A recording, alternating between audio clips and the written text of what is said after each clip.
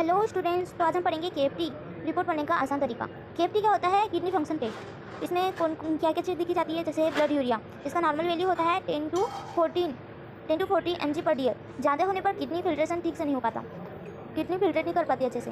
And second है serum creatinine. जो ये क्रिएटिनिन है ये टॉक्सिक मटेरियल है हमारी बॉडी में, तो ये एक्सक्रीट आउट हो जाता है यूरिन के थ्रू। तो ये मेल में होता है 0.7 to 1.3 एंड फीमेल में होता है 0.6 to 1.1 mg/dl।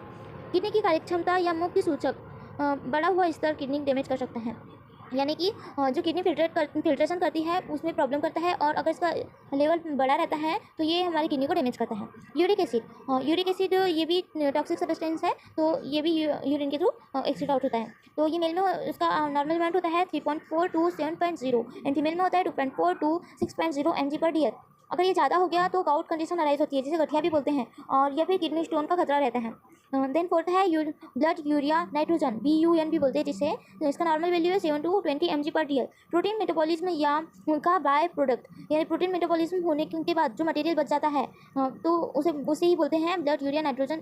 तो किडनी अगर सही से काम न करे तो बढ़ता है, अगर किडनी अच्छे से अपना वर्क नहीं कर रही है तो ये ज़्यादा हो जाता है। BUN creatinine ratio, blood urea nitrogen with creatinine ratio 10.1 to 20:1। अगर बहुत ज़्यादा या कम हो तो डिहाइड्रेशन या किडनी डैमेज हो सकता है। सिक्स्थ है इलेक्ट्रोलाइट, सोडियम पोटेशियम क्लोराइड।